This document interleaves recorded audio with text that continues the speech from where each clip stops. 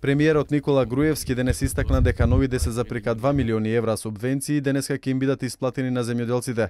Од нив 6 милиони се наменети за сточарите, а околу 4,2% за тутунарите. Тоа е она што го имаме ветено и тоа го исполнуваме.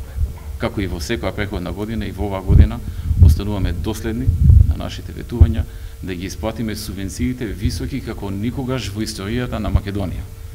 И на оваа независна и на она Македонија во рамките на Југославија. Никогаш немало вакви субвенции какви што има сега.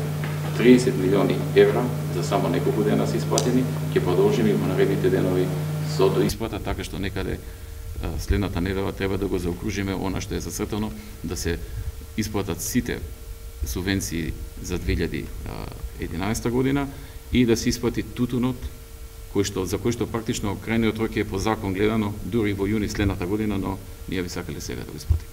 Заедно со вчерашните 13,5 милиони евра исплатени се околу 23 милиони евра за 2 дена, а со средствата од пред 5-6 дена се исплаќаат вкупно околу 30 милиони евра за земјоделието.